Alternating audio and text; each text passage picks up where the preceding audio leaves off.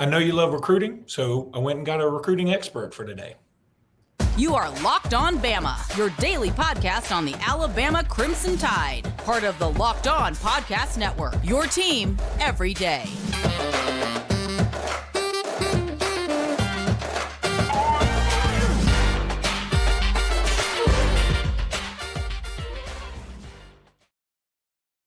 Hey, everybody, and welcome back into Locked On Bama. Luke Robinson, that's me. Jimmy Stein, that's normally him. But today, I prettied the show up and got Brian Smith, who is the local recruiting expert for Locked On.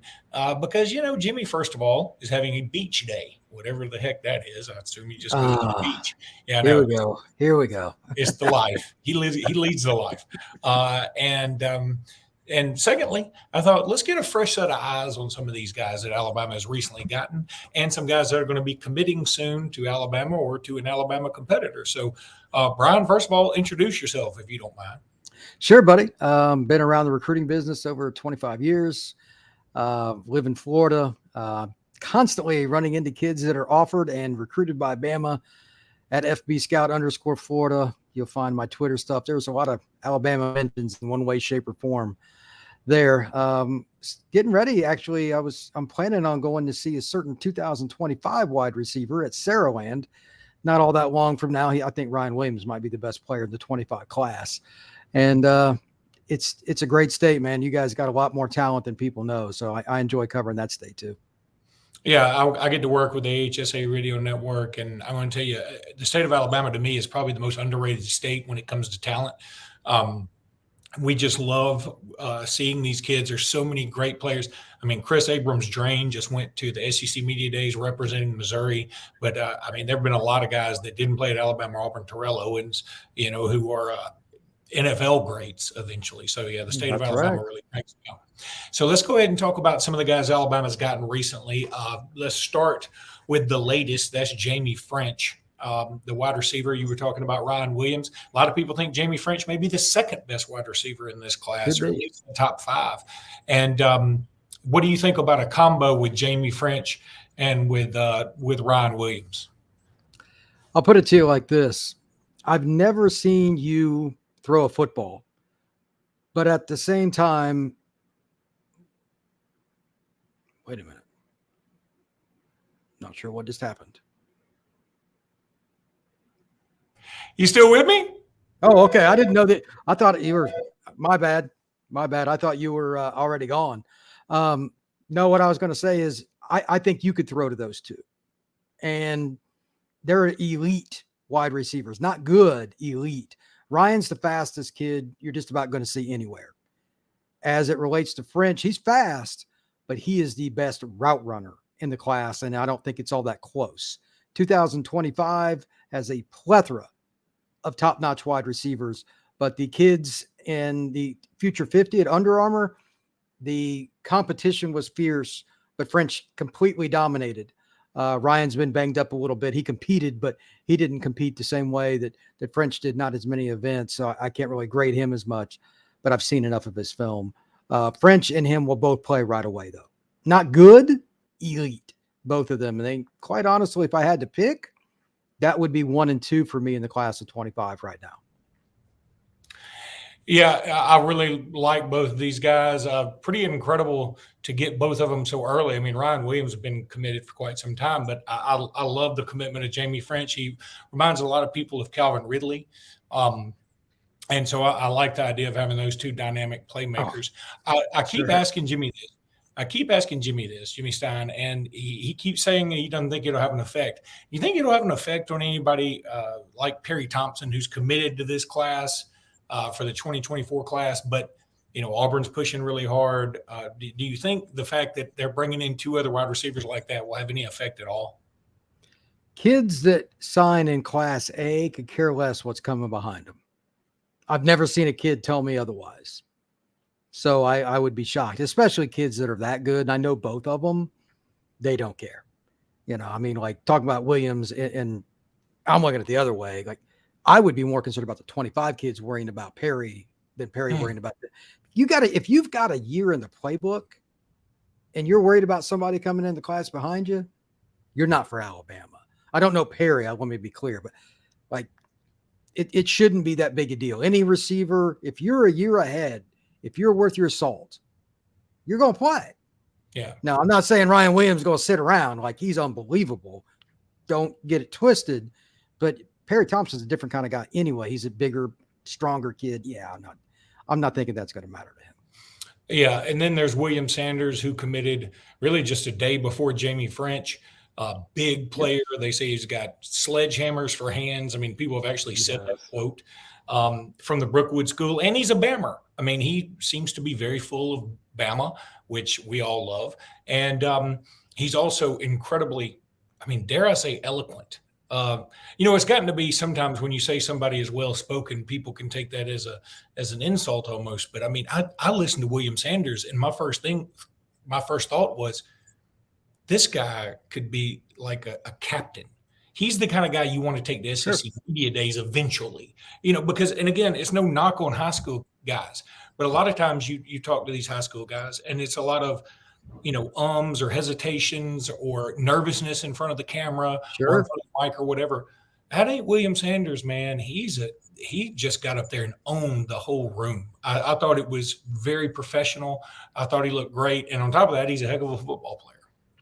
His film is pretty funny because, like most high school kids that play O-line, he's bigger, he's stronger and all that. And they pull a lot at Brookwood School. And he comes around the corner and just obliterates a lot of guys. His technique's not all that great like a lot of high school linemen, but I could care less. You can't teach, like you were talking about, sledgehammers. Good Lord. There were kids that were literally decleated multiple times on his film. And I was laughing before we got to the third play. I'm like, this is just comical. He just needs to work on when he extends his hands, how well he does it, etc. Just this finite stuff that will get taken care of at the college level. But the frame, the power, and the ability to move in space, that's a dude, man. Like high school football, as you mentioned a minute ago, and in Alabama, it's freaking good. And he's just another example of that, because don't sleep on the kid that's right down the street, in Birmingham area in particular. Birmingham is loaded every year. I mean, Mbakwe, et cetera. Mbakwe is as good a player as there is in the country this year. He's basically from Birmingham. So, yeah, it's amazing. I think he's a kid that could be a guard or a center. And if he's the kind of kid you say he is off the field, I don't know him. Of course, Saban's going to love that. So that's good for the Alabama football program. You got to love a guy who's such a great, powerful offensive lineman that he turns cleats into church shoes by the time the game's over. He's decleated them so often, right? I mean, that's pretty awesome. That's what he does too. You were talking about, we don't need to get into Mbakwe or anything like that, but man, how excited are you for the Thompson Clay Chalkville game that's going to be in September this year? That's going to be on ESPN2. Well, I mean, if you like high school football like I do, and it's my passion, that's a game that you tape, even if you go to it. You can use it for reference on all kinds of things. And those are going to be the kinds of games. There's only 20, 30 programs in the South that can kind of play with those two. For those, I'm guessing most people watch this or listen to this know that. But those programs just stomp people more often than not. So that's a great game. It's a way to test the elite players too. If you want to stand out, you want to go up in the rankings, make big plays in a game like the Chalkville and like Thompson. I mean, you're not going to get better. So Mbakwe is going to be my guy. I know him. I'm going to take him every time. And they recently have moved him to quarterback. I'm kind of curious to see what he's going to do. I think it's a little bit of the Williams effect. That's what Saraland, they put him at quarterback once in a while, even though they got a kid going to Texas. If you put your best athlete at quarterback at the high school level, you can almost choreograph for the defense what's coming. If you're as fast as those kids, it doesn't really matter. Mbakwe can fly. So that's going to be a great game. Yeah, I saw Ryan Williams up close and personal for the state championship last year against Mountain Brook, and several times near the goal line, they just put him at Wildcat. And I mean, you might as well just put on, it was at Jordan-Hare Stadium, you might as well put on the Jumbotron. He's running the ball. He's running it. It didn't matter. He's too good. He's just too good. Need to tell everybody about LinkedIn. Of course, LinkedIn sponsors this segment. With Brian Smith, these days, every new potential hire can feel like a high-stakes wager for your small business. You want to be 100% certain that you have access to the best qualified candidates available. That's why you have to check out LinkedIn Jobs. LinkedIn Jobs helps you find the right people for your team faster and for free. All you got to do is add your job and the purple hashtag hiring frame to your LinkedIn profile to spread the word that you're hiring. Simple tools like screening questions make it easy to focus on candidates with just the right skills and experience so you can quickly prioritize who you'd like to interview and who you'd like to hire. LinkedIn Jobs helps you find the qualified candidates you want to talk to, and it helps you find them faster. Post your job for free at linkedin.com/lockedoncollege. That's linkedin.com/lockedoncollege to post your job for free. Terms and conditions may, and I bet they do, apply. On the next Locked On Bama, Jimmy Stein will be back, we think, unless he's just beaching it all week. At the beach. Yeah. So, it doesn't matter. I mean, Jimmy doesn't get any tanner. I mean, he's just, I don't know what he's doing there. He's probably the guy. He's got, sandals with socks on and all that kind of stuff. Ooh, that's rough. That's rough. So Demarcus Riddick out of Chilton County will be committing tomorrow at 4:00 Central Time, God's time. And, one of the biggest prospects coming out of Chilton County in quite some time, if you ask me. And it's down. It really seems like to Alabama and Auburn, even though he's ironically committed to Georgia. I'm really feeling Auburn right now for him. Is that what you're feeling? And secondly, where do you think Alabama turns if they miss on Riddick?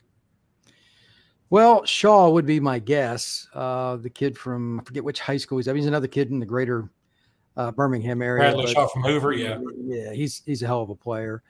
But yeah, I mean, the last I heard was Auburn, but that's been 2 weeks ago, and I haven't heard much since, just bits and pieces. My question isn't necessarily just Bradley Shaw. It's whether or not they try to make a run at Shaw while still, it doesn't matter what you say now. If he commits to Auburn, they're still going to recruit him. It wouldn't be the first time the kids went back and forth between the Georgia, Auburn, Alabama group. I mean, those three compete against each other all the time. So my guess is you're going to see Nick still continue on that path. The only way that would not be the case is if the kid just stops taking phone calls. And most recruits take phone calls from Alabama. So I'm going to guess that Alabama is still in it even if he commits to Auburn. Just my opinion. So what do you think about Demarcus Riddick, the player? I mean, would you consider him a 5-star in your book?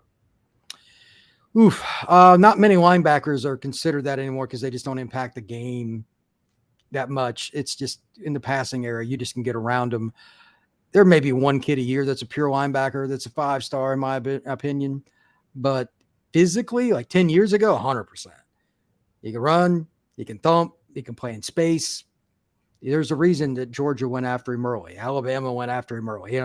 Sometimes it's forest for the trees here. Let's not make this too complex.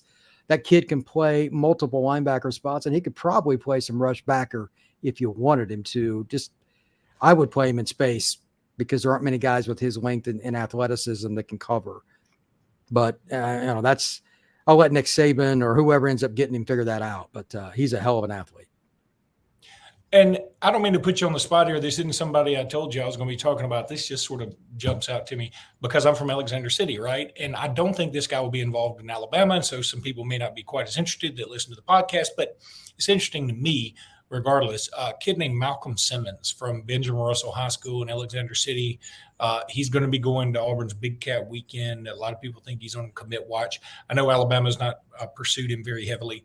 But I think he's a good player. I really do. I think he's a really, really good athlete. Now, am I upset Alabama's not pursuing? Not necessarily. I mean, Alabama's got plenty of wide receiver dudes, so I'm not worried about it. But I just wondered if you knew anything about him and what can you say about him? I have not seen him play. I just know that's a kid that Auburn is after. But if that coaching staff at Auburn, I mean, you can say what you want about Hugh Freeze. He knows offense.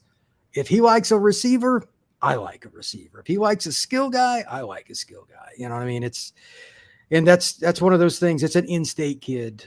Bear Bryant once talked about, if I'm going to take a kid and I'm looking at a kid from out of state, say Georgia or Florida, I'll take the in-state kid every time because he's going to play harder for Bama.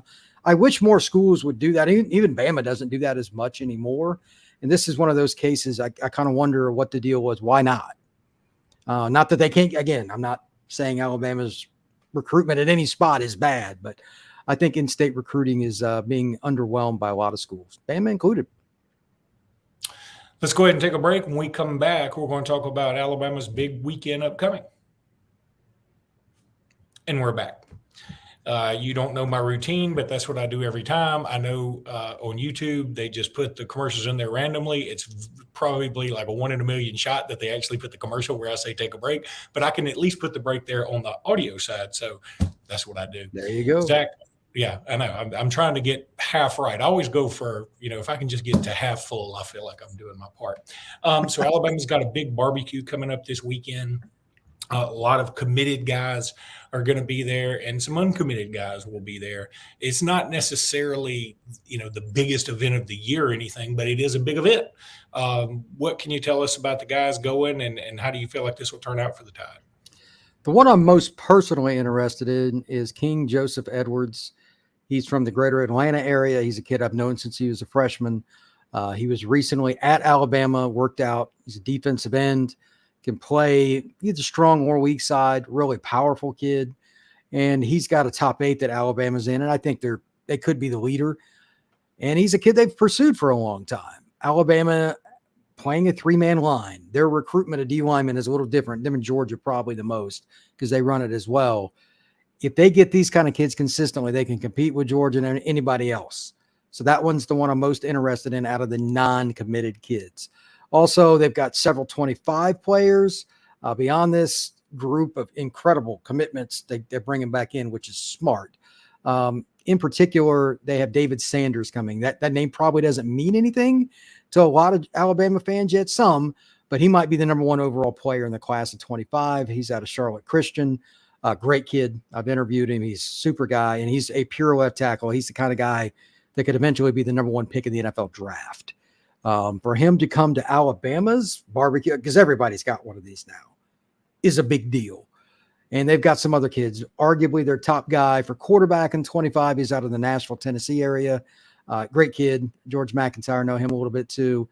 Pure pocket quarterback. They can move a little bit, but that's probably their guy in 25. I would pay attention to them more than anything else because the 25 class on August 1st can start legally getting phone calls. So this is the transition, you will, because Alabama, by and large, they've gotten the bulk of their kids for 24 class, except for the handful that'll probably commit towards the very end. I think the barbecue's just solidifying, and it's going to jumpstart the next class. And the 25 group, they'll end up having a bunch of kids there. Yeah, I really like George McIntyre myself. I know that I think it's Underwood, the other kid out of Georgia for 2025 that a lot of people like. He's Bryce is from the state of Michigan. He's Detroit.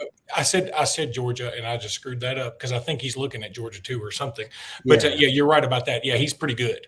And I know that those two are sort of fighting it out for maybe top quarterback of that year, even though a lot of people believe Bryce will win that. But McIntyre, of course, I know Alabama loves him. I know that he may even be on commit watch, I'm told. I don't know if that's going to happen. But, these quarterbacks love to give these early pledges so they can be Pied Pipers, right? Well, that's a big part of it. And there's usually only one guy. It expedites the process. A bunch of 25 quarterbacks have already come off the board. A bunch. Yeah. So I'm not saying that McIntyre has to be careful, but it's getting close to that point because they offered Deuce Knight and several other kids too. So, how many would they take? And, a lot of times kids don't want to be in a class where there's 2 quarterbacks. So it puts Tommy Rees and Nick Saban in a spot too. Yep. If McIntyre wants to come, he probably ought to get on with it. That'd be my advice. Yeah. And there's still KJ Lacey out there at Saraland who's committed to Texas, right. But Alabama hadn't stopped recruiting him. So, man, Brian, this was awesome. Appreciate you so much. Appreciate you jumping on sort of last second. Fantastic job, and we will catch you again sometime. Until then, roll Tide, buddy. All right, buddy. Take care.